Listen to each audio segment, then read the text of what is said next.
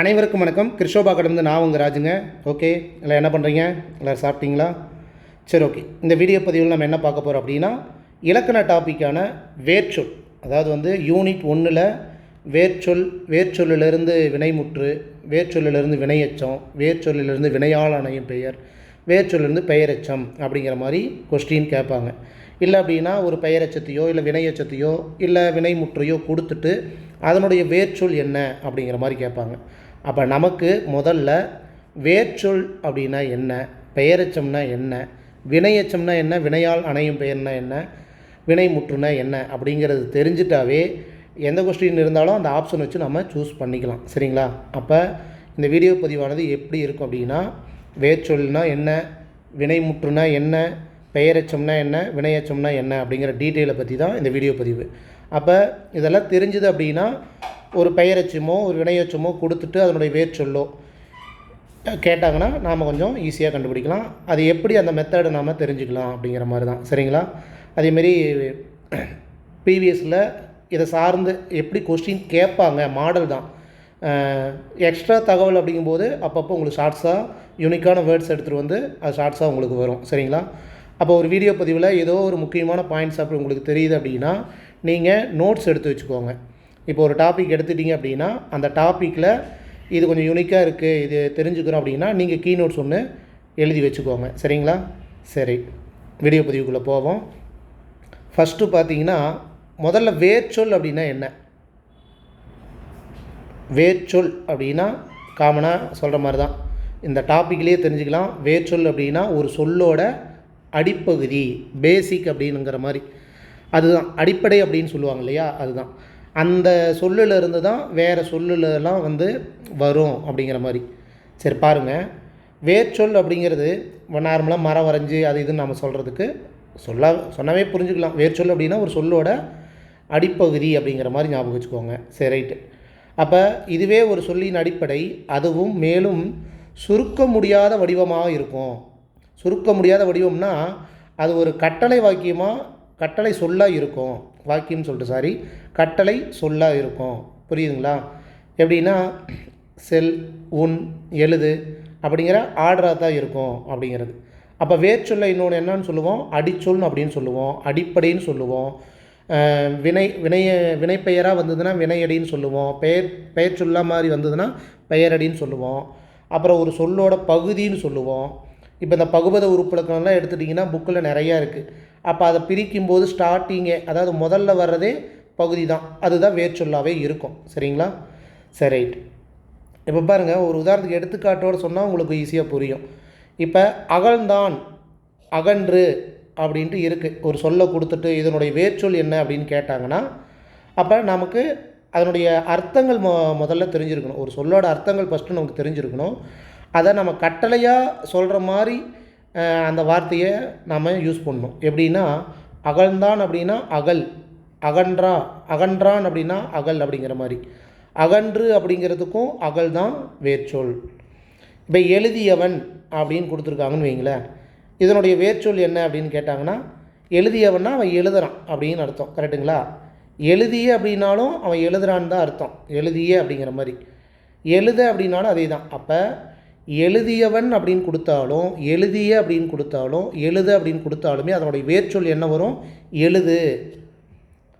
எழுது அப்படிங்கிறது தான் வேர்ச்சொல். சரிங்களா? சில டவுட்ஸ் வரல. எழுது அப்படிங்கும்போது ஊ வருது இல்லை, ஒவ்வொரு ஷார்ட்கட் வச்சுருப்போம் இல்லை. பெயரெச்சம்னா ஆ வரணும், வினையெச்சம்னா ஊ வரணும், ஈ வரணும் அப்படின்ட்டு. அதுக்கு விளக்கத்தை அந்தந்த டாபிக் வரும்போது நான் சொல்கிறேன். அப்போ எழுது அப்படிங்கிறது தான் அதனுடைய வேர்ச்சொல். அது பார்த்திங்கனாவே தெரிஞ்சுக்கலாம், கட்டளை வாக்கியமாக இருக்கும் அப்படின்ட்டு. எழுது, படி, ஓடு, நட அப்படிங்கிற மாதிரி கட்டளை வாக்கியமாக தான் இருக்கும். சரிங்களா?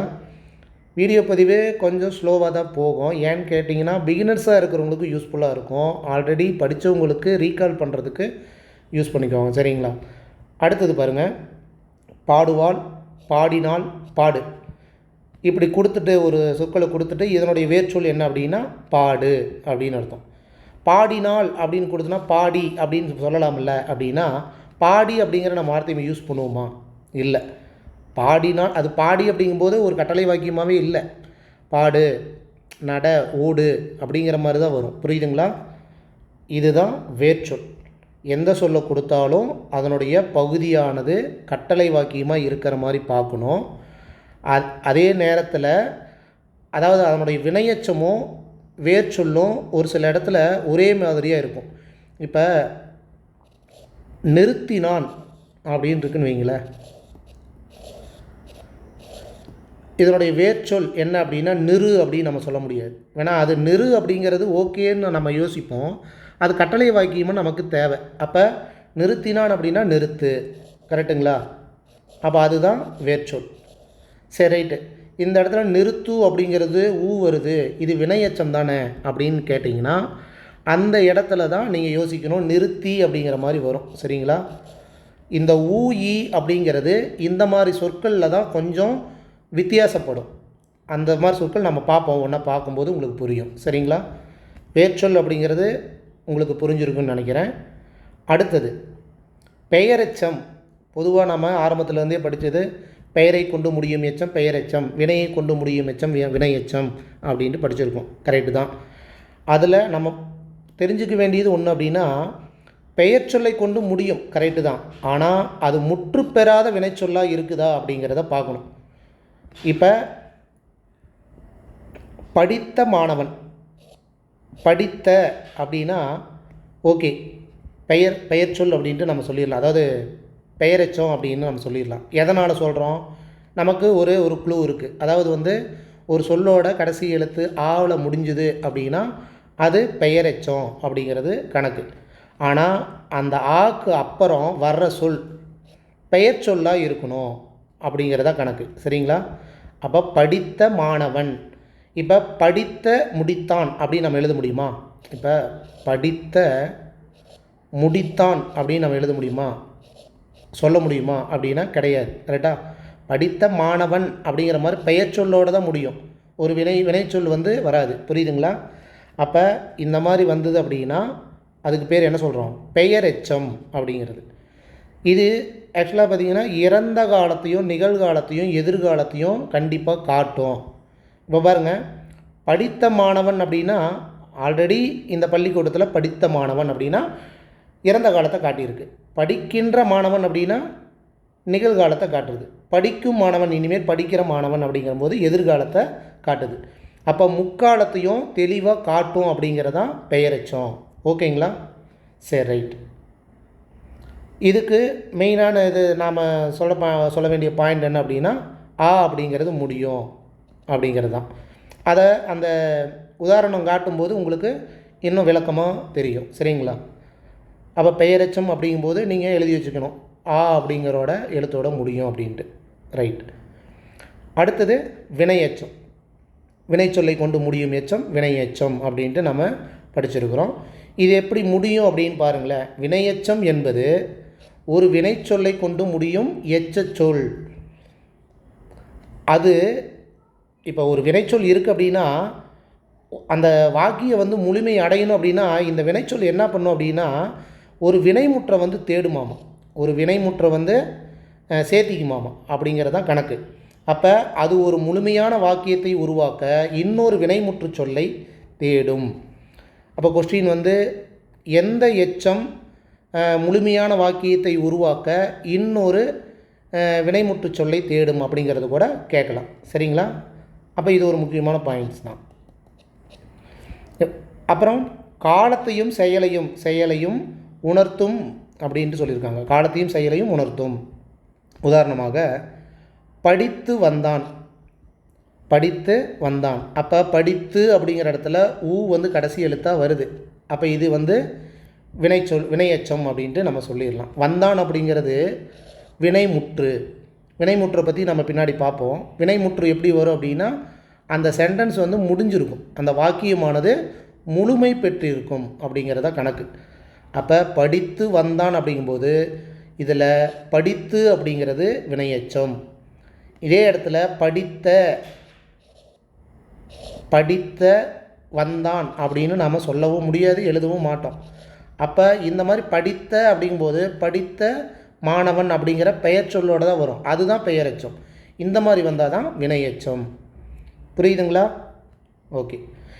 இதனுடைய கடைசி எழுத்து உ இ அப்படிங்கிற இந்த 2 லெட்ரு தான் நமக்கு உண்டான ஒரு உதாரணமே. இதை வச்சு தான் நாம் கண்டுபிடிக்க முடியும். சரிங்களா? சரி, ரைட். பெயரெச்சம் பார்த்துட்டோம். அடுத்தது வினையெச்சத்தையும் பார்த்துட்டோம். ஒரு உதாரணத்துக்கு ஒரு சொல்லை கொடுத்துட்டு அதனுடைய பெயரெச்சம் எப்படி இருக்கும், வினையெச்சம் எப்படி இருக்குன்ட்டு பார்ப்போம். இப்போ வா அப்படிங்கிற ஒரு சொல் இருக்குது.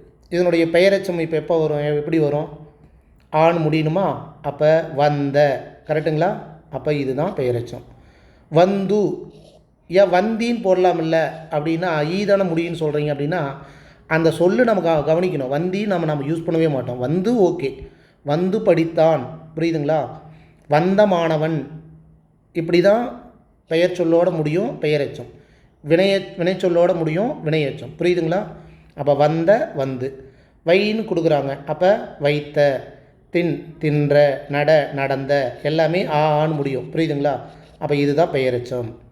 வினையெச்சம் பாருங்கள், வை, வைத்து, இங்கே பாருங்கள் ஊன்னு முடியுது. அந்த சொல்லி பாருங்கள், இன்னொரு எழுத்து நம்ம சொல்கிறோமில்ல ஈன்ட்டு, வைத்தி அப்படின்னு நம்ம சொல்ல மாட்டோம். அவ்வளோதான். அப்போ தின், தின்று, நட, நடந்து, கல், கற்று. இந்த இடத்துல நீங்கள் யோசிக்கணும், கற்று அப்போ வேர்ச்சொல் கரு அப்படிங்கிற மாதிரி இல்லை. கற்று அப்படிங்கன்னா படிக்கிறது, கற்கிறது, கற்பித்தல் சொல்கிறோம் இல்லையா, அந்த இது. அப்போ கல் அப்படிங்கிறதான் வரும். அப்போ அந்த அர்த்தம் நமக்கு தெரியணும். ஓடிய வேர்ச்சொல் ஓடி அப்படி வருமானா ஓடி அப்படின்னு நம்ம சொல்ல மாட்டோம். ஒரு கட்டளை வாக்கியமாக சொன்னால் ஓடு அப்படிங்கிற மாதிரி தான். புரியுதுங்களா? சரி, ரைட். இது பேசிக்காக நமக்கு தெரியணும். தெரிஞ்சாதான் இப்போ ஒரு கொஸ்டின் கேட்குறாங்க, 4 ஆப்ஷன் கொடுப்பாங்கன்னு வைங்களேன். அப்போ அந்த ஆப்ஷனை நம்ம குறைக்கிறதுக்கு உண்டான வழி என்னென்னா நமக்கு கான்செப்ட் தெரிஞ்சிருக்கணும். அந்த கான்செப்ட் தெரிஞ்சதுன்னா மீதி 2 வச்சு நம்ம கண்டிப்பாக ஆன்சர் பண்ணலாம். புரியுதுங்களா? அது எப்பேற்பட்ட வார்த்தைகளாக இருந்தாலும் சரி. லாஸ்ட் டைம் புதுசு புதுசாக இங்கே இருந்தால் கேட்டாங்கள்ல, அப்போ அந்த மாதிரி யூனிக்கான ஏதோ சொற்கள் எதா ஓல்டு புக்கு தமிழில் இப்போ கவர்மெண்ட் விட்ட மெட்டீரியல் எதாவது இருக்குது அப்படின்னா அது எல்லாத்தையும் தேடி ஷார்ட்ஸாக உங்களுக்கு அடிக்கடி நானும் கணேசரும் மாற்றி மாற்றி உங்களுக்கு எப்படி கொடுக்க முடியுமோ அப்படி ஃபன்னாக கொடுத்துருவோம். சரிங்களா? இப்போ பாருங்கள், சில சொற்களை தமிழ்நாடு மெட்டீரியல்லேருந்து எடுத்தது தான். அலறு அப்படிங்கிற ஒரு வேர்ச்சொல் ஒன்று இருக்குன்னு வைங்களேன். அப்போ அதனுடைய வினையெச்சம் என்ன வரும்? அலறி. புரியுதுங்களா? சரி, அப்போ பெயரெச்சம் என்ன வரும்? அலற. கரெக்டுங்களா? அலற. அரு, அறுத்து அப்படின்னு வரும். அறுத்தி வராது. அந்த 2 எழுத்தையுமே நீங்கள் போட்டு பார்த்தாவே தெரிஞ்சுக்கலாம். அப்போ அறுத்து ஓகே. அப்போ பெயரெச்சம் என்ன வரும்? அறுத்த. கரெக்டுங்களா? ஓகே. அதேமாரி தான் அடி, அடித்து, அடித்த, அறி, அறிந்து, அறிந்த, இந்த அறினாலும் அறிந்து, அறிந்த. இந்த மாதிரி சில எக்ஸாம்பிள் பிடிஎஃபாக வரும்போது நீங்கள் சும்மா செக் பண்ணிக்கோங்க, நீங்களே ட்ரை பண்ணி பாருங்கள் இப்படிலாம் வரும் அப்படின்ட்டு. அப்போ இந்த மாதிரி சொற்கள் எங்கெங்கே கிடைக்குதோ அதை நீங்களும் ட்ரை பண்ணி பாருங்கள். நமக்கு தெரியணும் என்ன அப்படின்னா கான்செப்டில் எந்த எழுத்து வந்தால் பெயரெச்சம், எந்த எழுத்து வந்தால் வினையெச்சம், அது எப்படி சொன்னால் வேர்ச்சொல் அப்படிங்கிறது நமக்கு தெரியணும். சரிங்களா? இப்படி தெரிஞ்சுது அப்படின்னா உங்களுக்கு ஈஸியாக பகுபத உறுப்பிலக்கணமும் தெரிஞ்ச ஆரம்பிச்சிடும். ஓகேங்களா? சரி, ரைட். நான் ஒன்று சொன்ன பார்த்தீங்களா, இந்த இடத்துல பாருங்கள், இயம்பு. ஓகே. இப்போ இயம்பி அப்படின்னு கொடுத்துட்டு அதனுடைய வேர்ச்சொல் அப்படின்னு கேட்டால் இயம்பு அப்படின்ட்டு நம்ம சொல்கிறோம்.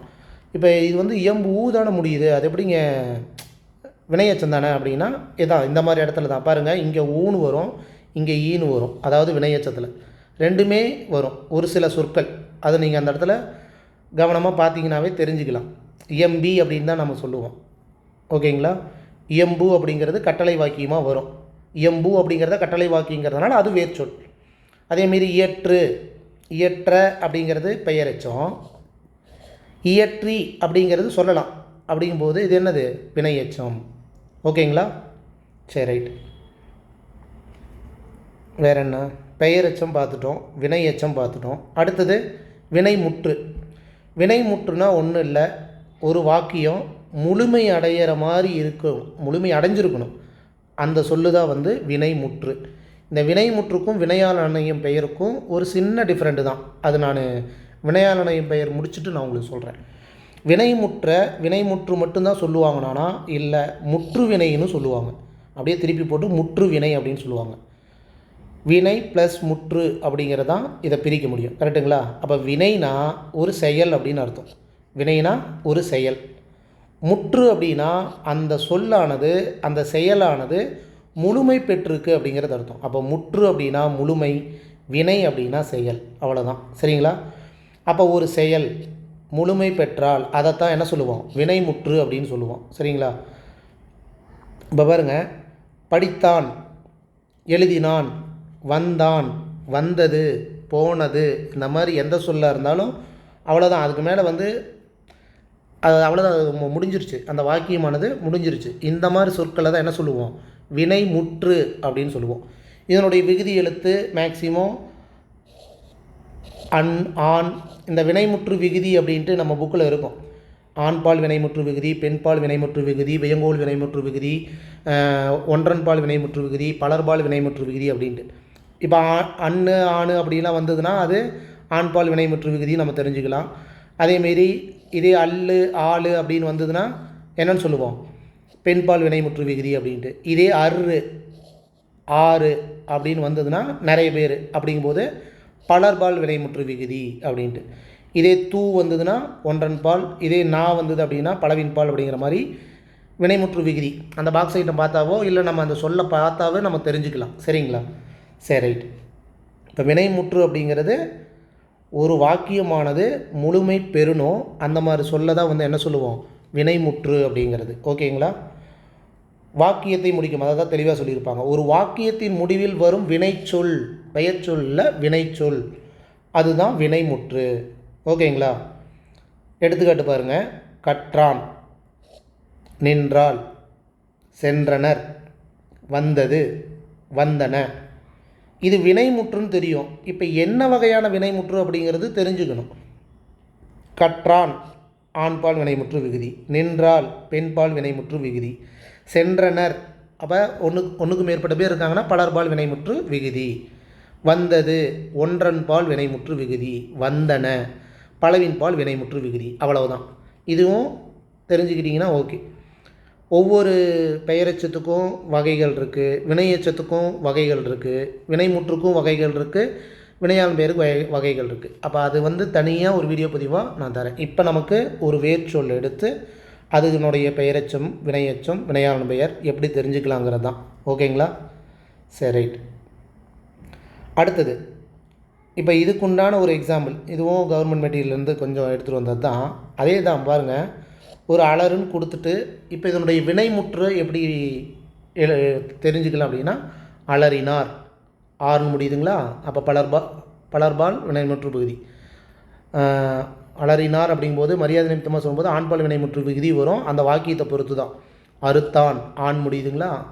அடித்தார், ஆறு முடியுதுங்களா? அப்போ இதெல்லாம் தெரிஞ்சுக்கணும். ஆண், ஆள், ஆர் இதெல்லாம் வந்து எதுக்கு உண்டான க்ளூ அப்படின்னு பார்த்தா வினைமுற்றுக்கு உண்டான ஒரு உதாரணம் தான். சரிங்களா? இப்போ பாருங்கள். அரி, அறிந்தார். வேற என்ன? இயம்பு, இயம்பினார், இயற்றினார், இசைந்தால், உண்டான். நமக்கு தேவை இது கிடையாது, இந்த லாஸ்ட்டாக எப்படி முடியுங்கிறது தான் விஷயமே. சரிங்களா? அந்த சொல்லு முழுமையடையுதா அப்படிங்கிறதும் தெரியணும். ஓகேங்களா? அப்போ இதிலேருந்து அப்படியே வேர்ச்சொல்லி நீங்கள் பார்த்துக்கணும். பிடிஎஃபாக கொடுக்கும்போது அகழ்ந்தார் அப்படியோட வேர்ச்சொல் என்ன அப்படிங்கும்போது அகல். அழைத்தான் அப்படிங்கிறோட வேர்ச்சொல் என்ன? அலை அப்படிங்கிறதையும் தெரிஞ்சுக்கோங்க. சரிங்களா? இப்போ உண்டான் அப்படிங்கிறோட வேர்ச்சொல் உண்டு அப்படின்னு வந்தால் வராது. உண்ணு, உண்ணுனா உண்ணு மட்டும்தான் வரும். உண்ணு அப்படின்னு சொல்லக்கூடாது. உண் அப்படின்னாலும் ஓகே தான். கல் அப்படின்னாலும் அதுவும் வேர்ச்சொல்லு தான். கல் அப்படின்னு சொல்லக்கூடாது. சரிங்களா? சரி, ரைட். புரியுதுங்களா? ஒரு வேர்ச்சொல்லுக்கும் வினையெச்சத்துக்கும் பெயரெச்சத்துக்கும் வினைமுற்றுக்கும் எப்படி கொஞ்சம் கண்டுபிடிக்கிறது அப்படின்ட்டு. சரி, ரைட். ஒன்றும் இல்லை. பெயரெச்சம் அப்படின்னா ஆள முடியும், வினையெச்சம் அப்படின்னா ஊ, ஈன்னு முடியும். வினைமுற்று அப்படிங்கிறது அன்னு, ஆறு இந்த மாதிரி முடியும். இப்போ வினையால் அணையும் பெயரை பார்த்தோம்னா இது அதுக்கு உண்டான எக்ஸாம்பிள் தான், வினைமுற்றுக்கு உண்டானது தான். அதையும் பார்த்துடலாம் ஓரளவுக்கு. இப்போ உடை அப்படின்னு ஒரு வேர்ச்சொல்லை கொடுத்துட்டு அதனுடைய வினைமுற்று அப்படின்னா என்ன வரும்? உடைத்தார், உழுதார், உணர்ந்தார், எழுந்தான், எழுதினார், இப்படி தான். ஓகேங்களா? இப்போ பாருங்கள். ஓடினான் அப்படிங்கிறதுக்கும் ஓடு, ஓடியது அப்படின்னாலும் ஓடு தான். ஓகேங்களா? சரி, ரைட். அடுத்தது இது வந்து ஓல்டு புக்கில் எடுத்த ஒரு தகவல் தான். இப்போ வினைமுற்று அப்படின்னா நீங்கள் என்ன சொன்னீங்க, அன்னு ஆறு இந்த மாதிரி தானே முடியும், அந்த வாக்கியம் முடிஞ்சிருமுல்ல அப்படின்னு சொன்னீங்க. அப்போ வேறு, இல்லை, உண்டு, யார், எவன் இந்த மாதிரி சில சொற்கள் வந்து ஐம்பாலுக்கும் சரி மூவிடத்துக்கும் சரி பொதுவான ஒரு குறிப்பு வினைமுற்று அப்படின்ட்டு ஒரு தகவல் இருக்குது. இதை நீங்கள் பார்க்கும்போதே புரிஞ்சுக்கலாம். அதாவது இப்போ நான் வேறு அப்படின்னாலும் அந்த சென்டென்ஸ் முடியும், கரெக்டுங்களா?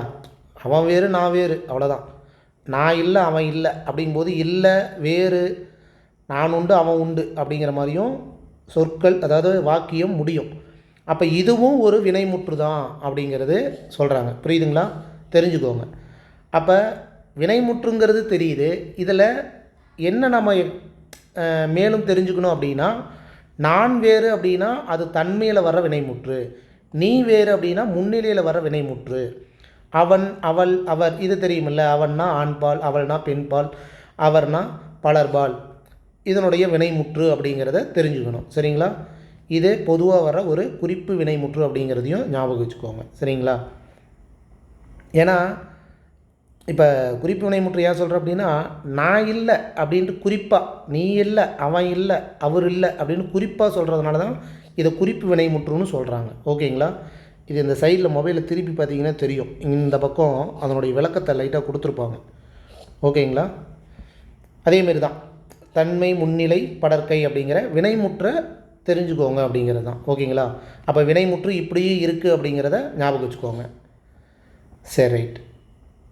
அடுத்தது வினையால் அணையும் பெயர். டாப்பிக்கை பார்த்தாவே தெரிஞ்சுக்கலாமா? வினையால் அணையும் பெயர். வினையால் அணையும் பெயர் அப்படின்னா பாருங்கள், ஒரு வினைச்சொல் தன் செயலை உணர்த்தாமல் அவ்வினையை செய்த நபரையோ அல்லது பொருளையோ குறிக்கும் பெயர் பொருளில் வரும்போது அது வினையால் அணையும் பெயர் எனப்படும். சரி, ரைட். எப்படிங்க அப்படின்னா, இப்போ இங்கே நான் சொல்லிவிட்டு அப்புறம் அந்த டாபிக் வரேன் இடத்துக்கு. இப்போ யாரோ ஒருத்தர் நானே வச்சுக்கிறேன், இப்போ ராஜு பாடினான். ஓகேங்களா? இப்படி இருக்குன்னு வைங்க. இப்போ ராஜு பாடினான் அப்படின்னா ராஜு ஏதோ ஒரு பாட்டை பாடினான்னு அர்த்தம், கரெக்டுங்களா? ஏதோ ஒரு பாடினான் அப்படிங்கிறது. அப்போ பாடினான் அப்படிங்கும்போது முடிஞ்சு போச்சு, இது வினைமுற்று. ராஜு ஒரு பாட்டை பாடினான், என்ன பாட்டை பாடினான் அப்படிங்கிறதுல இல்லை, ஒரு பாட்டை பாடிட்டான். புரியுதுங்களா? இப்போ பாடியவர் ராஜ் இப்படி இருக்குன்னு வைங்க. இப்போ பாடியவர் ராஜ் அப்படின்னா இந்த இடத்துல என்ன சொல்கிறாங்க, யார் பாடினாங்க அப்படின்னு தான் வரும் கேள்வியே. என்ன வரும்? பாடியவர் ராஜுனா யார் பாடினாங்க? ராஜ். அப்போ ஒரு வினைமுற்றானது அதன் செயலை சொல்லாமல் என்ன பாடினாங்க அப்படிங்க இல்லாமல் அது அந்த கருத்தாவான யார் பாடினாங்க எழுவாயான கருத்தாவை சொல்கிறது தான் வினையால் அணையும் பெயர். புரியுதுங்களா? இப்போ கண்ணன்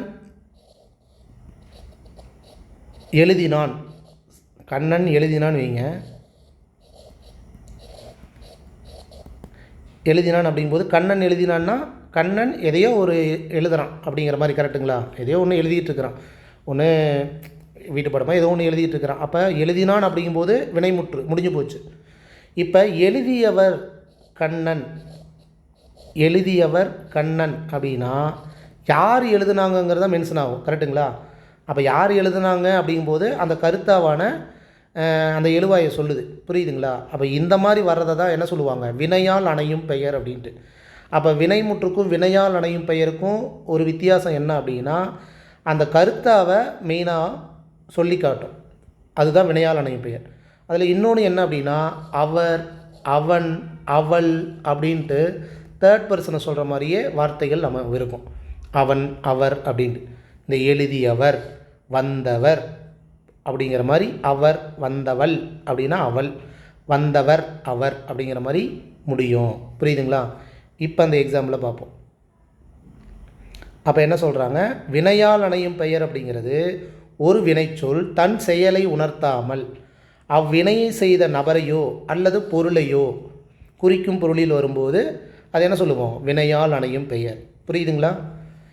இந்த பெயர் சொல்லானது அடிப்படையில் ஒரு வினைமுற்றாக தான் இருந்தாலும் பெயர் சொல்லின் தன்மையை பெற்றுள்ளது. அதான் இப்போ பாடியவன் அப்படிங்கும்போது ஒரு வினைமுற்று சொல்லு மாதிரி தான் இருக்கும். ஆனால் அதுக்கு பின்னாடி வர்ற பெயர் சொல்ல, அதாவது கண்ணனோ பாரதியோ ஏதோ ஒரு பெயர் சொல்ல தன்மையை பெற்று இருக்கும் அப்படிங்கிறதான் கணக்கு. ஓகேங்களா? இப்போ இந்த பொருளுக்கு ஒரு எக்ஸாம்பிளை பார்த்துடலாம். பானை செய்தவன் அப்படின்னு இருக்குன்னு வைங்களேன். இப்போ பானை செய்தவன் அப்படின்னா அது முடியுமா? பானை செய்தவன் கண்ணன் அப்படிங்கிற மாதிரி வரும். கரெக்டுங்களா? அப்போ பானை செய்தவன்னா யார் செஞ்சாங்க அப்படிங்கும்போது கண்ணனை தான் குறிப்பிட்டு சொல்லும். இந்த மாதிரி வர்றதை தான் என்ன சொல்லுவாங்க? வினையால் அணையும் பெயர் அப்படின்னு சொல்லுவாங்க. அப்போ வினையின் செயலை செய்தவரை குறிப்பது அப்படின்னா அதுக்கு பேர் வினையால் அணையும் பெயர். புரியுதுங்களா? ஒரு 2-3 எக்ஸாம்பிள் அது மாதிரி நீங்களே எழுதி பார்த்தீங்கன்னாவே உங்களுக்கு தெரிஞ்சிடும் இதுக்கு என்ன வித்தியாசம் அப்படின்ட்டு. ஓகேங்களா? அப்புறம் இன்னொன்று இருக்குது, வினையால் அணையும் பெயருக்கு இன்னொன்று இருக்குது. இது நம்ம கவனமாக பார்க்கணும். வேணால் நம்ம இலக்கண நூல்லாம் பார்த்திங்கன்னா சில சொற்கள்லாம் இப்படி தான் வரும். எப்படின்னு பாருங்கள். வினையால் அணையும் பெயர் என்பது ஒரு வினைமுற்று அதன் வினையை உணர்த்தாமல் அவ்வினையை செய்த ஒருவரை குறிக்கும் பெயராக மாறி நின்று மற்றொரு வினைமுற்றால் முடிவது அப்படிங்கிறாங்க. எப்படிங்க? புரியலை அப்படின்னா இப்போ பாருங்கள். வந்தான் சென்றான். வந்தானோ வினைமுற்று தானே, சென்றானோ வினைமுற்று தானே. இதில் எப்படி நீங்கள் வினையால் அணையும் பெயர் சொல்லலாம் அப்படின்னா நீங்கள் நல்லா புரிஞ்சு பாருங்கள். வந்தான் சென்றான் அப்படின்னா இப்போ கண்ணன் வந்தான் சென்றான் அப்படின்னு சொல்கிறேன்னா வந்தவன் சென்றான். புரியுதுங்களா? இப்போ கண்ணன்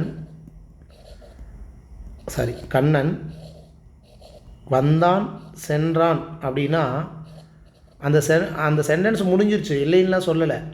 ஆனால் மீனிங் என்ன? கண்ணை வந்தவன் திரும்பி போயிட்டான் அப்படிங்கிற மாதிரி தான் அர்த்தம். அப்போ அந்த இடத்துல என்ன நம்ம வருது? வந்தவன் அப்படிங்கிற அந்த அவன் அப்படிங்கிறது வருது. புரியுதுங்களா? அப்போ இந்த சில சொற்கள்லாம் நீங்கள் இப்படி தான் எடுத்துக்கணும். அப்போ வந்தவன் அப்படிங்கும்போது அந்த வினைமுற்று சொல்லானது இன்னொரு வினைமுற்றை கொண்டு முடிஞ்சாலும் அதுவும் என்ன சொல்கிறோம்? வினையால் அணையும் பெயர் அப்படின்னு சொல்கிறாங்க. சரிங்களா? இப்போ பெரியவங்களாம் சில பழமொழிகள்லாம் சொல்லிட்டு போயிருப்பாங்க. சொன்னோர், அதாவது பெரியவர்கள் சொன்னோர் அப்படின்னு வருதுன்னு வைங்களேன். இப்போ சொன்னோர் இப்படி ஒரு வார்த்தை கொடுத்துட்றாங்கன்னு வைங்க. சொன்னோர் அப்படின்னா சொல்லியவர்கள் அப்படிங்கிற அர்த்தம். அவங்க சொல்லிட்டு போயிட்டாங்க, பழமொழியெல்லாம் சொல்லிட்டு போயிட்டாங்க. அப்போ சொல்லியவர்கள் அப்படிங்கும்போது அவர்கள் அப்படின்ட்டு அந்த மென்ஷன் ஆகும். புரியுதுங்களா? இந்த டாப்பிக்கெல்லாம் முடிச்சுட்டு நீங்கள் ஒவ்வொரு புக்கில் இருக்கிற அந்த புக் பேக்கில் இருக்கிற அந்த பகுவத உறுப்பிலக்கணம்லாம் எடுத்து பாருங்கள். அதுக்கு கீழே கொடுத்துருப்பாங்க. அதாவது இது என்னென்ன வினைமுற்றா வினையாளன் பெயரா அப்படின்ட்டு. அப்போ அந்த வினையாளனையும் பெயருக்கு உண்டான சொற்களெல்லாம் எடுத்து பார்த்தீங்கன்னா இந்த மாதிரி ஏதோ ஒரு லிங்க் உங்களுக்கு இருக்கும். அப்போ அதை வச்சு நீங்கள் புரிஞ்சுக்கலாம். சரிங்களா? ஓகே. இது மட்டுமா வினையாளன் பெயர் கண்டுபிடிக்கிறதுக்கு அப்படின்னா இன்னும் ஒன்று இருக்குது. வினைமுற்று ஒன்று, ஒரு வினைமுற்று சொல்லானது ஒன்று பெயர் சொல்லின் தன்மையை பெற்று, ஓகே, பெயர் சொல்லின் தன்மையை பெற்று வேற்றுமை உருபு ஏற்கத்தக்கதாக இருப்பேன். வேற்றுமை உறுப்புனா என்ன? ஐயாளுக்கு என்னதுகன் அப்படிங்கிறோம்ல, அதை ஏற்கத்தக்கதாக இருக்குது அப்படின்னா அதுவும் வினையாளனின் பெயர் தான் அப்படிங்கிறாங்க. அது எப்படிங்க அப்படின்னா இப்போ இதுலேயே பாருங்கள். ஓடியது ப்ளஸ் அதாவது கூட்டல் ஐ, கரெக்டுங்களா? ஓடியது அப்படிங்கிறது என்னது? ஒரு வினைமுற்று சொல். கரெக்டாக? அந்த வினைமுற்று சொல்லானது ஒரு வேற்றுமை உருபை ஏற்கும்போது ஓடியதை அப்படின்னு மாறும். அப்போ இதுவும் வினையால் அணையும் பெயர் தான். அப்போ வேற்றுமை உருபு சொல் அந்த வினைமுற்று சொல்லோட ஆட் ஆகி வருதா அப்படிங்கிறத நம்ம பார்க்கணும். சரிங்களா? இப்போ வீழ்ந்தவனை அப்படின்னா வீழ்ந்தவன் அப்படிங்கிறது என்ன? ஒரு வினைமுற்று சொல். கரெக்டாக? வீழ்ந்தவன் ப்ளஸ் ஐ, கரெக்டுங்களா? அப்போ வீழ்ந்தவனை அப்படிங்கும்போது ஒரு வேற்றுமை உருபை ஏற்கும்போது இதுவும் ஒரு வினையால் அணையும் பெயர் தான். ஓகேங்களா? இப்போ பாருங்கள், எடுத்துக்காட்டு பாருங்கள், உங்களுக்கு புரியும். அலறு அப்படின்னா அலறியவன் அவன் வருது. அப்போ இது வினையால் அணையும் பெயர். அறுத்தவன் அப்படின்னு ஓகே. அறுத்தவனை ஐ சேர்ந்து வர்றதுனால இதுவும் வினையால் அணையும் பெயர் தான். அடிப்பார் ப்ளஸ் ஐ, புரியுதுங்களா? இந்த இடத்துல பாருங்கள், அடிப்பார் அப்படிங்கிற வினைமுற்றோட ஐ சேர்ந்து வருது. புரியுதுங்களா?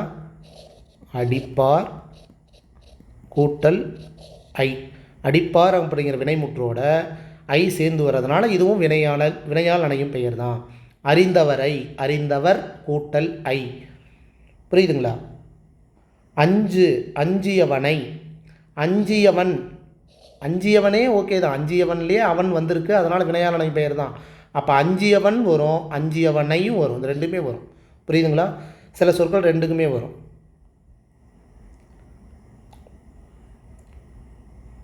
இந்த பாருங்கள், இப்போ உன் அப்படின்னு இருக்குன்னு வைங்களேன், உண்டவர் நம்ம சொல்லலாம். அப்போ அவர்னு வந்திருக்கு, கரெக்டுங்களா? அவர்னு வந்ததுனால இதெல்லாம் வினையால் அணையும் பெயர். இசைந்தவள், அவள் வந்திருக்கு, அப்போ வினையால் அணையும் பெயர்.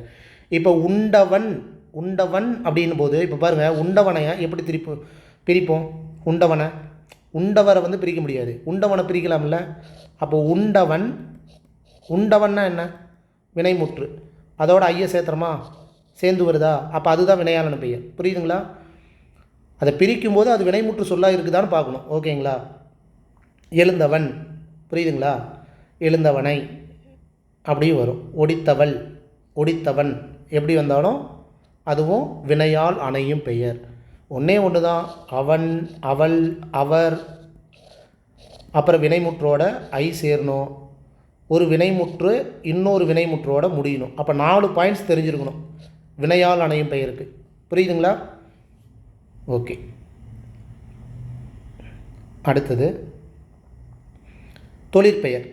தொழிற்பெயர் ஒரு தொழிலை குறிக்கிறதா தொழிற்பெயரா அப்படின்னா அதுதான் தொழிற்பெயர். தொழிலை காட்டுவது தொழிற்பெயர். ஆனால் தொழிற்பெயரில் நம்ம நினச்சிட்ருப்போம் இந்த நெசவு தொழில், சமையல் பண்ணுறது, இந்த மாதிரி அதுதான் தொழில்னு சொல்கிறோம்.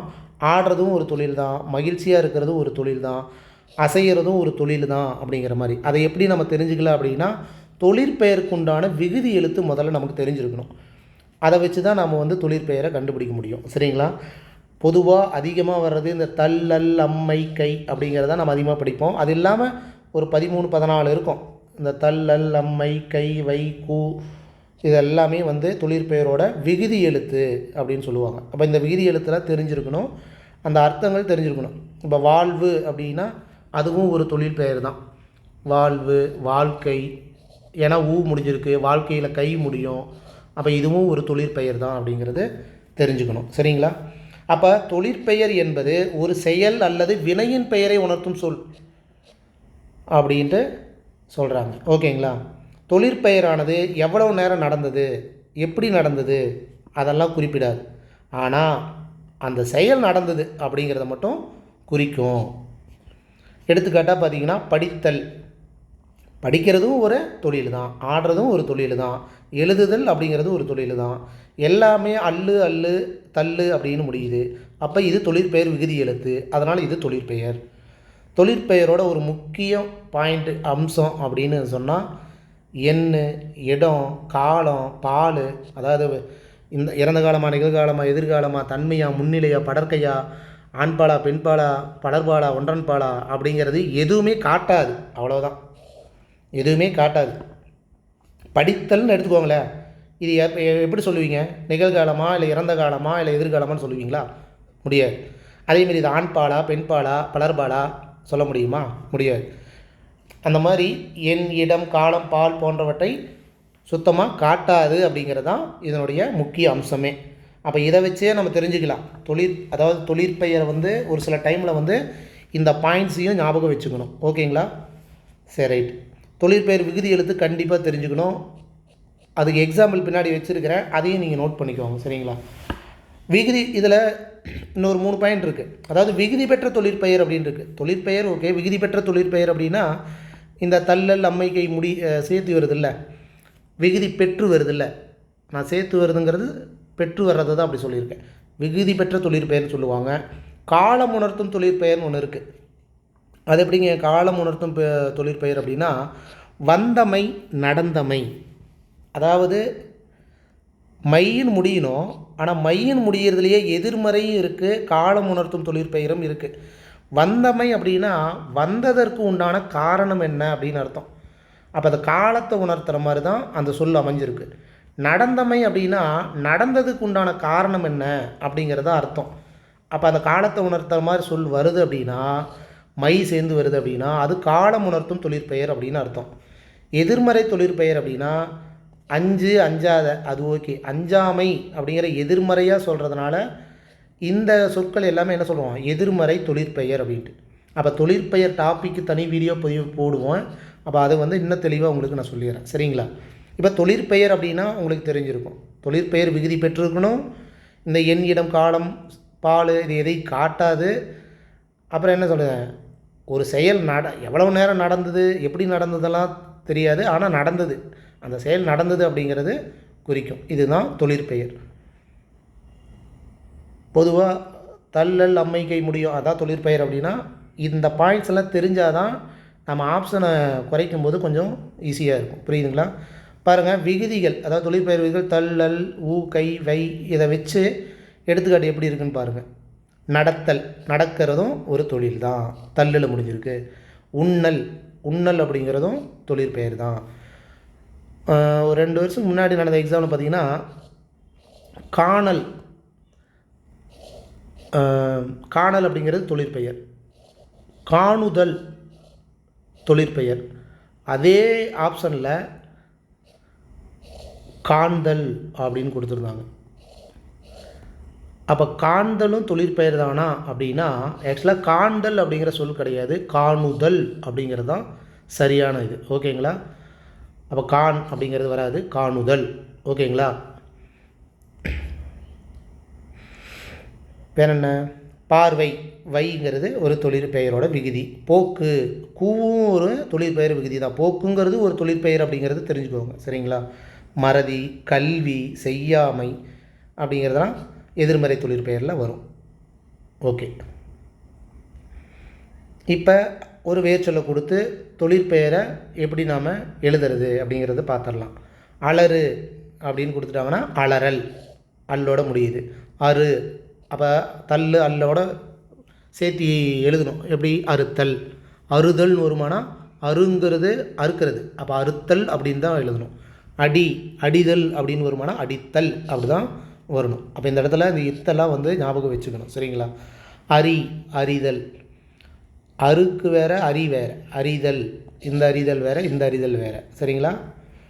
அஞ்சு, அஞ்சுதல். தல், தல், தல், இந்த மாதிரி தான் முடியும். ஓகேங்களா? சரி, ரைட். இப்போ ஒரு வேர்ச்சொல் அப்படின்னா என்னென்னு தெரியும். வேர்ச்சொல்லிருந்து பெயரச்சம் அப்படின்னா என்னென்னு தெரியும். வினையச்சம்னா என்னென்னு தெரியும். வினைமுற்றுனா என்னென்னு தெரியும். வினையால் அணையும் பெயர்னா என்னென்னு தெரியும். தொழிற்பெயர்னா என்னென்னு தெரியும். ஒவ்வொன்றுக்கும் ஒவ்வொரு ஷார்ட்கட்டு அப்படிங்கிறது தெரியும். அப்போ எந்த சொல்லை கொடுத்தாலும் எது கேட்டாலுமே நமக்கு தெரியணும். நம்ம பார்த்த ஷார்ட்கட்டை வச்சு கண்டுபிடிக்கணும், கரெக்டுங்களா? அது எப்பேற்பட்ட சொல்லு கொடுத்தாலும் நமக்கு கண்டுபிடிக்கணும். இதுக்கு நம்ம என்ன ஸ்டெப் எடுக்கணும், ஒவ்வொரு புக்கில் இருக்கிறதையும் அப்பப்போ பார்த்து நோட் பண்ண வேண்டியது அவசியம், சரிங்களா? அப்போ வினையாளன் பெயர் கொடுத்து வேர்ச்சொல் கேட்டாலும் சரி, இல்லை வினையாளன் பெயர் கொடுத்து வினைமுற்று கேட்டாலும் சரி, இல்லை வினைமுற்று கொடுத்து வேர்ச்சொல் கேட்டாலும் சரி, இல்லை வேர்ச்சொல் கொடுத்து பெயரச்சம் கேட்டாலும் சரி, இல்லை வினையச்சம் கொடுத்து வேர்ச்சொல் கேட்டாலும் சரி, எப்படி கேட்டாலுமே நமக்கு இந்த பேசிக் ரூல்ஸ் வந்து நமக்கு தெரிஞ்சிருக்கணும். ஓகேங்களா? சரி, ரைட். அடுத்தது இப்போ பார்ப்போம். ஒரு எக்ஸாம்பிளுக்கு ஒரு சில சொற்களை வந்து எப்படி இருக்குது அப்படிங்கிறத நம்ம பார்ப்போம், சரிங்களா? இப்போ வா அப்படின்னு ஒன்று கொடுத்துட்டாங்கன்னா ஃபஸ்ட்டு வினைமுற்று கொடுத்துருக்கான், சரி அப்படியே பார்ப்போம். அப்போ வந்தான், ஆண் முடியுது. அப்போ வருகிறான், வருவான். இப்போ இதில் நீங்கள் என்ன எக்ஸ்ட்ரா என்ன தெரிஞ்சுக்கிறீங்க? வந்தான் அப்படிங்கிறது இறந்த கால வினைமுற்று, கரெக்டாக? வருகிறான் அப்படிங்கிறது நிகழ்கால வினைமுற்று. வருவான் அப்படிங்கிறது எதிர்கால வினைமுற்று. கொஞ்சம் பிக்சர் சின்னதாக இருந்துச்சுன்னா மொபைலை ரொட்டேட் பண்ணி திருப்பி வச்சுக்கோங்க. சரி, அப்போ வந்து அப்படிங்கிறது வினையச்சம். ஏன் வந்து அப்படிங்கிறது வந்தி போடலாமெல்லாம் போட்டால் நமக்கு அந்த சொல் வந்து முழுமை அடையாது, பார்த்தாவே தெரியும். அதாவது வந்தின்னு நம்ம சொன்னதே இல்லை. அப்போ வந்துங்கிறது ஓகே, வினையச்சம். அப்போ வந்துவோட வேர்ச்சொல் என்ன? வா. ஓகேங்களா? அப்போ பெயரச்சம் என்ன வரும்? ஆண் முடியணும். வந்த, வருதல், வருகை, வரவு, வரல், இது எல்லாமே வாக்கு உண்டான தொழிற்பெயர் தான். அப்போ வருதலுக்கு உண்டான வேர்ச்சொல்னாலும் வாதான், வருகைக்கு உண்டான வேர்ச்சொல்னாலும் வாதான், வரவுக்கு உண்டான வேர்ச்சொல்னாலும் வாதான் அப்படிங்கிறது நமக்கு தெரியணும், சரிங்களா? வினையால் அணையும் பெயர் பாருங்கள், அவர் அவர்னு முடியும். கரெக்டாக? வந்தவர், வருகிறவர், வருகிறவர். கரெக்டாக? வருபவர். ஓகேங்களா? இதே வந்தவனை வருமா? வரும். ஏன்? வந்தவன்கிறது ஒரு வினைமுற்று, அதோட ஐ சேர்ந்துருக்கு. வந்தவரை அப்படிங்கிறது கூட வரலாம். ஓகேங்களா? அப்போ செல் இது ஒரு வேர்ச்சொல். அப்போ சென்றான், சென்றவன் அப்படின்னு வந்தால் அது வினையால் அணையும் பெயர். சென்றவன், சென்றவன், சென்றவள் எப்படி வேணால் வரலாம். அவர்னு முடியணும், அவ்வளோதான். அப்போ ஊ முடியணும் வினையச்சம், ஆண் முடியணும் பெயரச்சம். அப்போ இதில் என்ன நம்ம வித்தியாசமாக பார்க்கணுன்னா இது பார்க்கணும். எழுது, எழுது அப்படிங்கும்போது அது ஒரு வேர்ச்சொல். அப்போ எழுது, எழுது வருமானா எழுதிய, புரியுதுங்களா? சாரி, எழுதி, எழுதி அப்படிங்கிறது தான் வினையச்சம். இ உ இந்த ரெண்டில் ஏதோ ஒன்று எழுதி பார்க்கணும். எழுதி அப்படிங்கிறது தான் வினையச்சம். அவங்க கொடுக்கும்போதே நாம் தெரிஞ்சுக்கலாம். எழுதுன்னு ஒரு வேர்ச்சொல்லை கொடுத்துட்டு வினையச்சம் என்னன்னு கேட்டால் நீங்கள் அதுக்கு தகுந்த மாதிரி எழுதி அப்படின்னு தான் நம்ம போடணும். அது ஆப்ஷனை பார்த்தாவே நீங்கள் தெரிஞ்சுக்கலாம். இந்த இடத்துல மட்டும் கன்ஃபியூஸ் ஆகிக்காதீங்க. ஓகேங்களா? விளையாடு அப்படின்னு வந்து ஒரு வேர்ச்சொல். அப்போ விளையாடி அப்படிங்கிறது தான் வினையச்சமாக வரும். ஓகேங்களா? ஏன்னு கேட்டிங்கன்னா விளையாடி முடித்தான் அப்படிங்கிற மாதிரி வினையச்சம் முடியும். அதையும் நீங்கள் சொல்லி பார்க்கணும். இப்போ எழுதி அப்படின்னா எழுதி முடித்தான், எழுதி பார்த்தான் அப்படிங்கிற மாதிரி அந்த வாக்கியத்தை நீங்கள் சொல்லி பார்க்கணும். சொல்லி பார்த்தீங்கன்னா தான் அது வினையச்சமா அப்படிங்கிறது கன்ஃபார்ம் ஆகும். உங்களுக்கு புரியுதுங்களா? இப்போ எழு அப்படிங்கிறது ஓகே, எழுந்து வந்தான் அப்படிங்கிற மாதிரி தான் முடியும். எந்த சொல்ல அந்த வாக்கியம் முடியும். கரெக்டாக? அப்போ அதுதான் வினையச்சம் அப்படிங்கிற மாதிரி நீங்கள் கவனமாக தெரிஞ்சுக்கணும். அது சொல்லி பார்க்கணும். ஓகேங்களா? மீதி வந்து உங்களுக்கு தெரியும் நினைக்கிறேன். தள்ளல், அம்மை, கையெல்லாம் முடிகிறது வந்து என்னது? தொழிற்பெயர். கரெக்டுங்களா? எழுச்சி அப்படிங்கும்போது நீங்கள் யோசிக்கணும். எழுச்சின்னா இப்போ எப்படி நான் தெரிஞ்சுக்கிறது, எனக்கு புரியல சில சொற்கள் அப்படிங்கும்போது எழுச்சிக்கு வந்து காலம் காட்டுதான்னு பாருங்கள். இப்போ நிகழ்காலமா இறந்த காலமா அப்படிங்கிற மாதிரி அந்த திணை, பால், எண், இடம்னு சொல்கிறோம் இல்லையா, அதெல்லாம் எதாவது காட்டுதான்னு பாருங்கள். எதுவும் காட்டலை அப்படின்னா அது தொழிற்பெயர். அவ்வளோதான். ஓகேங்களா? சரி, ரைட். அடுத்தது எக்ஸ்ட்ரா கொண்டு வந்திருக்கேன். நீங்கள் பிடிஎஃபாக இருக்கும்போது கிடைக்கும் கண்டிப்பாக. அப்போ வந்து நீங்கள் இதை வந்து நீங்களே பார்த்து கவனித்து செக் பண்ணிக்கோங்க கரெக்டாக இருக்கா அப்படின்ட்டு. இல்லை நீங்களும் சில வார்த்தைகளை வந்து புக்கில் தேடி பாருங்கள். ஓகேங்களா? இதில் ஒரு யூனிக்காக அப்படின்னா இப்போ பாருங்கள், ஈந்து அப்படின்னு இருக்கு. ஈந்து அப்படின்னு கொடுத்துட்டு அதனுடைய வேர்ச்சொல் அப்படின்னா ஈ மட்டும்தான், நெடில் ஈ மட்டும்தான். அதே வந்து ஈன்று அப்படின்னா ஈன் அப்படின்னு போடணும். அப்போ இதில் ரெண்டுமே கொஞ்சம் கவனிக்கணும். ஈன்று அப்படின்னா ஈனு, ஈந்து அப்படின்னா ஈ அப்படிங்கிறது. ஓகேங்களா? அப்போ அதனுடைய அர்த்தங்கள் தெரிஞ்சிருந்தால் தான் நமக்கு கரெக்டாக இருக்கும். ஓகே, வேறு என்ன? வெல், வென்று, வென்ற, இதெல்லாம் நீங்கள் ஈஸியாக புரிஞ்சுக்கலாம். இந்த இடத்துல வேறு என்ன? தந்தவர், ஈன்றவர், ஈந்தவர். இது தொழிற்பெயருக்கு உண்டான விகுதி, அதையும் நான் பார்த்துக்கலாம். பெயரச்சம்லாம் வந்து ஆன்னு முடியும், அதனால் இதுவும் ஈஸி தான். சொல்லி ஈ ஊ முடியும், அதனால் இது வினையச்சம் அப்படின்ட்டு இது நம்ம தெரிஞ்சுக்கலாம். ஓகே, நான் அங்கேயும் இங்கேயும் எழுதுன்னு நினைக்காதீங்க. அந்த கான்செப்ட்டு தான் நான் சொல்கிறேன் தவிர ஒவ்வொன்றுக்கும் ஒவ்வொரு விளக்கம் நமக்கு தேவையில்லை. நமக்கு இது இருக்குது, அப்போ இதுதான் அப்படின்னு செக் பண்ணிட்டால் போதுன்னு தான் நான் சொல்கிறேன். இப்போ எக்ஸ்ட்ரா பாருங்கள், ஒரு சொல்லை கொடுத்துட்டு அதனுடைய வேர் சொல்லி பாருங்கள். பாடினான் அப்படின்னா என்ன? பாடியா? இல்லை, பாடு. கூவியது, கூவு. ஓகேங்களா? இப்போ பறன்னு ஒன்று கொடுத்துருக்காங்க வைங்க. இதனுடைய வினையால் அணையும் பெயர் அப்படின்னா என்ன சொல்லுவீங்க? பற அப்படின்னு இருக்குது. பறந்த, பறந்து, பறந்தது அப்படின்லாம். இப்போ பறனா பறந்த அப்படிங்கிறது பெயரச்சம், பறந்து அப்படிங்கிறது வினையச்சம், பறந்தவன் அப்படின்னா வினையால் அணையும் பெயர். அப்படியா? அப்படின்னா பறந்தவன் அப்படின்னு ஏதாவது பறந்தவன் அப்படின்னு நம்ம பார்ப்போமா? வராது. அப்போ பறந்தவை, புறா பறந்தவை, காகம் பறந்தவை அப்படிங்கிற மாதிரி பறந்தவை அப்படிங்கிற அந்த எழுத்து தான் வரும். ஓகேங்களா?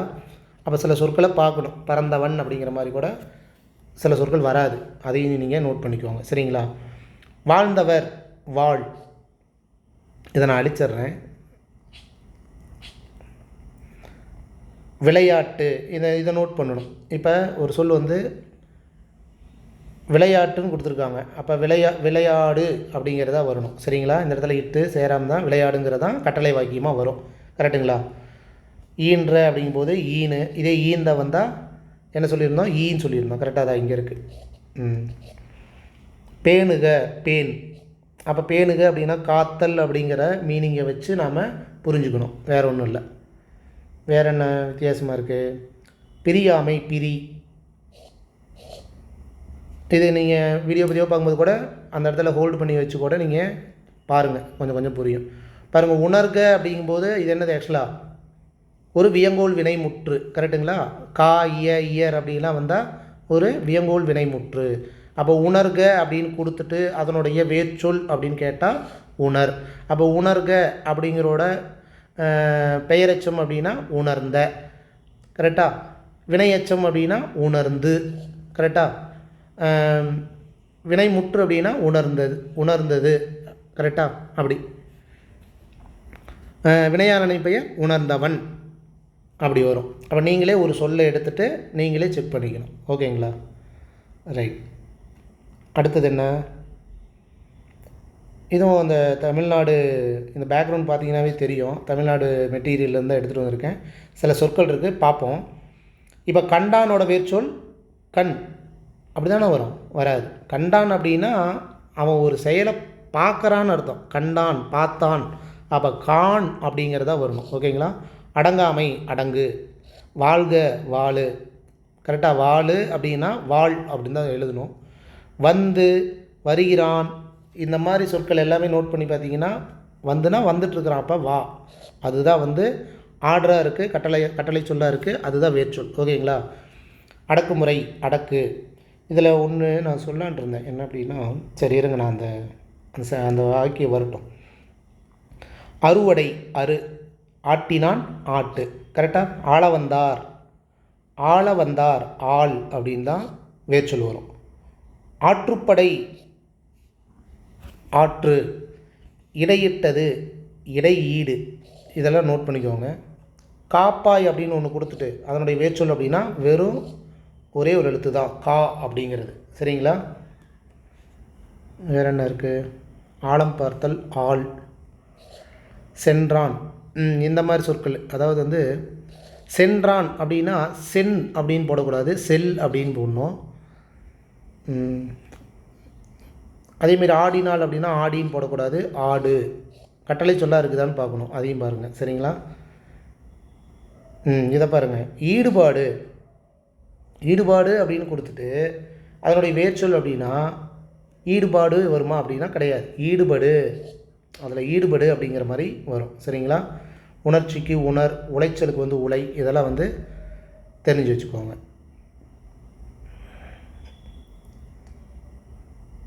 வேறு இதில் பாருங்கள். உருவம், உரு. ஊக்குவித்தல், ஊக்குவி அப்படிங்கிற மாதிரி. ஒற்றன் அப்படின்னா ஒற்று. கோடிட்டான் அப்படின்னா என்னது? கோடிடு. அவ்வளோதான். இந்த மாதிரி வேர்ச்சொல் வந்து இருக்குது. சரிங்களா? சரி, ரைட்டு. அடுத்தது இது எக்ஸ்ட்ரா தகவல் தான். இது பிடிஎஃபாக இருக்கும்போது நீங்கள் கொஞ்சம் செக் பண்ணிக்கோங்க. சரிங்களா? வேறு யூனிக்கன், நடி, நடித்தது, நடித்தவனை, நடித்தல், சுழல், செல், சென்றார், சென்று, செல்லல், செல்லுதல். ஓகே, இது நம்ம தேவையில்லைன்னா இப்போ நம்ம தேவையில்லைன்னு அர்த்தம். அப்புறம் 12வது 12th ஸ்டாண்டர்டு வந்து அட்வான்ஸ் தமிழில் பார்த்தீங்கன்னா இந்த ஒரு பாக்ஸ் ஐட்டம் ஒன்று இருக்குது, அறிவோம் தெளிவோம் அப்படின்ட்டு. இதில் பாருங்கள், நீங்கள் புக் எடுத்து பார்த்தீங்கன்னா தெரியும். வில்லல், விண்டல், விளைதல் அப்படின்னு சொல்லிட்டு அதனுடைய அடிப்பகுதி என்ன சொல்கிறாங்க? வில்லு அப்படிங்கிறாங்க. அப்போ இதெல்லாம் தெரிஞ்சுக்கணும். வில்லல் அப்படின்னா ஓகே, வில் வருது. விண்டல் அப்படின்னா வில் வரும் அப்படிங்கிறது கூட ஓகே. விளைதலுக்கும் வில்லு அப்படிங்கிறது சொல்கிறாங்க. சரிங்களா? இந்த புக்கில் நிறைய தகவல் இருக்குது. அது நீங்கள் அந்த வேர்ச்சொல்லோட ஆங்கில வேர்டாக இருந்தாலும் சரி, ஒவ்வொரு சொல்லுக்கு நிறைய தகவல் இருக்குது. அந்த புக்கை மட்டும் மறக்காமல் லாஸ்ட்டாக வந்து பார்த்துருங்க. நான் பிடிஎஃப் கொண்டு வந்திருக்கிறேன். இதுதான் வேர்ச்சொல் ஆய்வு அப்படின்ட்டு ஒரு அறிமுகம் அப்படின்ட்டுருக்கு. அதில் நிறைய தகவல்கள் இருக்குது. சரிங்களா? அதிலேருந்து கொண்டு வந்தது தான் அந்த பாக்ஸ் ஐட்டம்.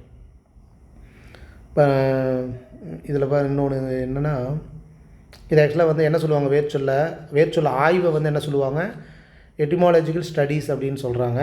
அதேமாதிரி ரூட்டு அப்படிங்கிறது தான் வேர்ச்சொல்லோட இங்கிலீஷில் சொல்கிறது. இந்த ரூட் அப்படிங்கிறது இங்கிலீஷில் வேர்ச்சொல்லை வந்து வேரை அப்படி சொல்லுவோம். நிறைய தகவல் இருக்குது, நானும் பார்த்தேன். அதேமாரி பாருங்கள், அமர்தல் மேவல் அப்படின்னு சொல்லிட்டு ஆடமை பாருங்கள். ஆடமையை பிரித்தோம்னா ஆடு ப்ளஸ் அமை அப்படிங்கிற மாதிரி வருது. ஓகேங்களா? அப்போ இதனுடைய வேர்ச்சொல்லுங்கிறது ஆடு அப்படிங்கிற மாதிரி கூட வரும். அந்த மாதிரி நிறைய தகவல் இருக்குது. நீங்கள் ஃப்ரீ டைமில் வந்து அதை பார்த்துக்கோங்க. சரி, அடுத்தது நிறைவு கூழாங்கல். பாருங்கள், கூழாங்கலை பிரித்தா, அதாவது ஏன் இதெல்லாம் சொல்கிறேன்னா, ஒரு டாபிக் இருக்கும்போது இன்னொரு டாப்பிக்கு நம்ம கண்ணுக்கு சிக்குது அப்படிங்கிறது தான். கூழ் ப்ளஸ் ஆம் ப்ளஸ் கல் அப்படிங்கிறது தான் கூழாங்கல்லாக மாறி இருக்குது அப்படிங்கிறது. ஓகேங்களா? சரி, ஓகே. எதிர்மறை தொழிற்பெயருங்கிறது தெரிஞ்சுக்கோங்க. அதான் மைன்னு முடியும். இந்த சொற்கள் இல்லாமல் எதிர்மறை தொழிற்பெயர் அப்படிங்கிறது ஞாபகம் வச்சுக்கோங்க. அறிதல் அறியாமை, புரிதல் புரியாமை, தெரிதல் தெரியாமை, பிறத்தல் பிறவாமை. சரிங்களா? ஓகே. இப்போ ப்ரீவியஸில் அதாவது கொஸ்டின் மாடல் எப்படி கேட்பாங்க, ஒரு வேர்ச்சொல்லை வந்து எப்படி கேட்பாங்க அப்படிங்கிற மாதிரி பாருங்கள். நின்றான் அப்படின்னு ஒரு சொல்லை கொடுத்துட்டு அதனுடைய வேர்ச்சொல் என்ன அப்படின்னா, எது கட்டளை வாக்கியமாக இருக்குது, நில் அப்படிங்கிறது தான். கரெக்டுங்களா? நின்றுங்கிறது கூட ஓகே தான், ஆனால் அப்படி வராது. நில்லு பாருங்கள், நெல்லும் கொடுப்பாங்க, நில்லும் சேர்த்தியும் கொடுப்பாங்க. அப்போ இதெல்லாம் வந்து வராது. அப்போ நில் அப்படிங்கிறது தான் சரியான வேர்ச்சொல். வந்தவர் அப்படின்னு கொடுத்துட்டு அதனுடைய வேர்ச்சொல் என்ன அப்படின்னு கேட்டாங்கன்னா, வந்தவர் வந்து அப்படிங்கிற மாதிரி கொடுப்பாங்கன்னா இல்லை, வா அப்படிங்கிறது தான். வருதல் அப்படிங்கிறது என்ன, ஒரு தொழிற்பெயர். வந்த அப்படிங்கும்போது அது என்ன, ஒரு பெயரெச்சம். அப்போ நீங்கள் எந்த கொஸ்டினை பார்த்தாலுமே மீதி ஆப்ஷனுக்கும் உங்களுக்கு ஆன்சர் தெரிகிற மாதிரி நீங்கள் செக் பண்ணிக்கணும். அதுக்கு மட்டும் ஆன்சர் மட்டும் பார்க்கக்கூடாது. அதனால் அது என்ன பெயரெச்சமா, வினையெச்சமா, வினையான பெயரா, வினைமுற்றா, தொழிற்பெயரா அப்படிங்கிறதும் நீங்கள் செக் பண்ணிக்கணும். வருகிறான். இப்போ பாருங்கள், இந்த இடத்துல பாருங்கள், வந்தவருக்கும் வாதான், வருகிறானுக்கும் வாதான், வேறு ஒன்றும் இல்லை. காப்பார் அப்படிங்கிற வேர்ச்சொல்லுக்கு வந்து காப்பு அப்படின்னு வருமானா கிடையாது, கா அப்படிங்கிறது தான். ஒரு சில சொற்களுக்கு வந்து அந்த அர்த்தங்கள் தெரிஞ்சு நாம் கண்டுபிடிக்க வேண்டியதாக இருக்குது. ஓகேங்களா? அப்புறம் இன்னும் எப்படி மாடல் கேட்பாங்க அப்படின்னா, ஒரு 4 ஆப்ஷனை கொடுத்துட்டு இதில் எது சரியான வேர்ச்சொல் அப்படின்னு கேட்பாங்க. அப்போ சரியான வேர்ச்சொல் அப்படிங்கும்போது நம்ம பார்க்கணும். என்ன கொடுத்துருக்காங்க, நடக்கிறதோட வேர்ச்சொல் நட, இது சரிதான். கேட்டாரோட வேர்ச்சொல் என்ன வரணும், கேள் அப்படின்னு வரணும். கரெக்டாக? காது கொடுத்து கேட்குறான் அப்படின்னா கேளு அப்படிங்கிறது தானே வரும். அப்போ கேள் தான் வரணும். இங்கே கேட்டு அப்படின்னு கொடுத்துருக்காங்க. அப்போ இது என்ன வரும், வினையெச்சம். அப்போ வினையெச்சம் ஏன் சொல்கிறோம், கேட்டு மகிழ்ந்தான், கேட்டு மகிழ்ந்தாள் அப்படிங்கும்போது ஒரு சொல் வந்து வினைச்சொல்லோடு முடிகிற மாதிரி இருக்கணும். அதையும் நம்ம பார்த்துக்கணும். வாலியர் அப்படின்னா என்ன வரணும், வாளு அப்படின்னு அர்த்தம். கரெக்டாக? வாள் அப்படின்னு அர்த்தம். வாலி அப்படின்னா அது வினையெச்சமாயிடும். வாலிய அப்படின்னா அது பெயரெச்சமாயிடும். ஓகே. சென்றனர் அப்படின்னா செல் அப்படின்னு அர்த்தம். கரெக்டாக? செல் அப்படின்னா தான் அது ஒரு வேர்ச்சொல். அப்போ சென்றுன்னு கொடுத்துருக்காங்க. அப்போ இது என்ன வரணும், ஒரு வினையெச்சம். கரெக்டுங்களா? சென்று முடித்தான், சென்று பார்த்தான், அந்த மாதிரி. ஓகே. இப்போ இப்படி ஒரு டைப் கேட்பாங்களா? அப்புறம் அதேமாரி இன்னொன்று பார்த்துக்கலாம். சரியான வேர்ச்சொல் அப்படின்ட்டு ஒரு 4 ஆப்ஷனை கொடுத்துருக்காங்க. அதேமாரி தான் நம்ம அதே கொஸ்டின் மாதிரி இருக்குது. நடக்கிறது நட, அதையே தான் கொண்டு வந்துருக்கேன். சரி, ரைட். அடுத்தது என்ன, அதேமாரி ஒரு 4 ஆப்ஷன் கொடுத்துட்டு இது எது சரியான வேர்ச்சொல் அப்படிங்கிற மாதிரி கேட்பாங்க. அப்போ நமக்கு வருக அப்படின்னா அதனுடைய வேர்ச்சொல் என்ன வரணும், வா அப்படின்னு வரணும். கரெக்டாக? வாவானது. ஓகே. கிளர்ந்த அப்படின்னா கிளர் அப்படின்னு வரணும். பொரித்த அப்படின்னா பொறி, இது கரெக்டு. மயங்கிய அப்படின்னா மயங்கு, அதுதான் வந்து கட்டளை வாக்கியமாக இருக்கிற வேர்ச்சொல். அப்போ மயங்கி அப்படின்னா வினையெச்சம், மயங்கிய அப்படிங்கிறது பெயரெச்சம். மயங்கியவன் அப்படின்னா வினையால் அணையும் பெயர். ஓகேவா? மயங்கினான் அப்படின்னா தான் வினைமுற்று. அடுத்தது என்ன, அப்போ கொஸ்டினை நம்ம கவனமாக பார்க்க வேண்டியதாக இருக்குது. இப்போ சரியான வேர்ச்சொல்னு கேட்டாங்களா, இப்போ என்ன சொல்கிறாங்க, தவறான வேர்ச்சொல் அப்படின்னு கேட்குறாங்க. அப்போ தவறான வேர்ச்சொல் பாருங்கள், வருக, வா அப்படிங்கிறதா வரும், வரு வாவானது அப்படிங்கிற மாதிரி. அப்போ இதில் நீங்கள் கேட்டிருக்கலாம், வரு, நானும் அதுதான் டவுட் ஆனேன். வரு கூட வருமில்லை அப்படின்ட்டு. ஆக்சுவலாக வரு அப்படிங்கிறது கட்டளை சொல் கிடையாது. வரு வாவானது அவங்க இங்கே எக்ஸ்ட்ரா கொடுத்துருக்காங்க. இது எல்லாமே எக்ஸாமில் கேட்ட கொஸ்டின் தான். அந்த இடத்துல வந்து வரு மட்டும் கொடுத்துருக்காங்க, அங்கே வான்னு கொடுக்கல. புரியுதுங்களா? நம்மளை அதாவது குழப்பறதுக்கோசரம் கொடுக்குற ஒரு இதான். அப்போ நம்ம அந்த இடத்துல நோட் பண்ணணும் எது அப்படிங்கிறது. சரி, ரைட். தீர்த்தோன் அப்படிங்கிறது தீர், கரெக்டு தான். வீழ்ந்தனன், வீழ்ந்தனல் அப்படிங்கும்போது வீல் அப்படின்னு தான் வரும். கரெக்டாக? வீடு அப்படின்னு தான் வரணும். வரு அப்படிங்கிறது மறுபடியும் யோசிக்காதீங்க. வரு அப்படிங்கிறது கட்டளை சொல்லாக இல்லை. வீழ்ந்த அப்படிங்கும்போது வீல் வரணும். வீழ்ந்த அப்படிங்கும்போது பெயரெச்சமாகவும், வீழ்ந்து அப்படின்னா அது வினையெச்சமாயிரும். ஓகேங்களா? உரைத்தது அப்படிங்கும்போது ஒரு வினைமுற்றை கொடுத்துருக்காங்க. அப்போ உரை. அப்போ இதுவும் கீழ்கண்டோடு தவறான வேர்ச்சொல். அப்போ இது சரி.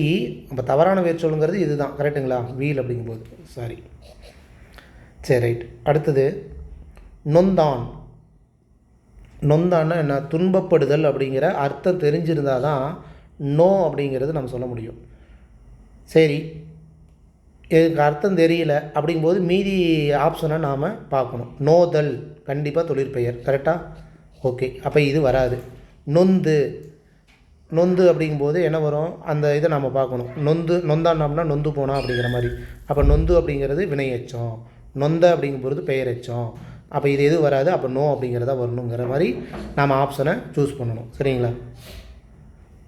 அதேமாரி தான் ஞாலம் அப்படிங்கிறோட வேர்ச்சொல் அப்படின்னா ஞால் அப்படிங்கிறது. சரிங்களா? அப்போ இதுக்கு அர்த்தம் தெரிஞ்சிருக்கணும். அர்த்தம் தெரிஞ்சது தான் வேர்ச்சொல் நம்ம கண்டுபிடிக்க முடியும். எப்படி? ஞாலம் அப்படின்னா உலகம் அப்படின்னு தெரியும். அப்போ ஞால் அப்படின்னா தொங்குகின்ற உலகம் அப்படின்னு சொல்லுவாங்க. தொங்குகின்ற அப்படிங்கிறது தான் ஞால் அப்படிங்கிறதுக்கு உண்டான பொருள். அப்போ ஞால் அப்படிங்கிறது தான் சரியான வேர்ச்சொல். அவ்வளோதாங்க. இப்போ ஒரு வேர்ச்சொல்னா என்னென்னு தெரியும், பெயரெச்சம்னா என்னென்னு தெரியும், வினையெச்சம்னா என்னென்னு தெரியும், வினைமுற்றுனா என்னென்னு தெரியும், வினையால் அணையும் பெயர் அப்படின்னா என்னென்னு தெரியும்.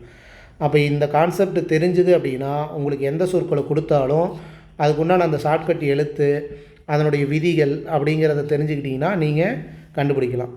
ஏதோ சொல்லோட அர்த்தம் தெரியல அப்படின்னா மீதி ஆப்ஷனை வச்சு கூட நாம் கண்டுபிடிக்கலாம். அப்போ இந்த கான்செப்ட் கண்டிப்பாக உங்களுக்கு தெரிஞ்சிருக்கணும். சரிங்களா? அடுத்தடுத்த வீடியோ பதிவில் ஒரு சில யூனிக்கான வேர்ட்ஸ் எல்லாத்தையும் கொண்டு ஷார்ட்ஸாக உங்களுக்கு நானும் கணேஷ் வரும் மாற்றி மாற்றி உங்களுக்கு இந்த டாபிக் வைஸாக கொடுப்போம். சரிங்களா? சரி, ஓகே. இந்த வீடியோ பதிவு உங்களுக்கு பிடிச்சிருக்குன்னு நினைக்கிறேன். பிடிச்சிருந்தால் லைக் கொடுங்க. கமெண்ட் பாக்ஸில் உங்களை கருத்துக்களை சொல்லுங்கள். மீண்டும் அடுத்த வீடியோ பதிவில் யூனிட் 1 வைஸாக கான்செப்டாக எந்த டாபிக் இருக்குது அப்படிங்கிறத வச்சு அடுத்த வீடியோ பதிவில் மறுபடியும் நான் உங்களை சந்திக்கிறேன். ஓகே, இந்த வீடியோ பதிவு பிடிச்சதை லைக் கொடுங்க. மறுபடியும் மீட் பண்ண கிருஷோபா அகாடமிலேருந்து நான் உங்கள் ராஜு. தேங்க்யூ.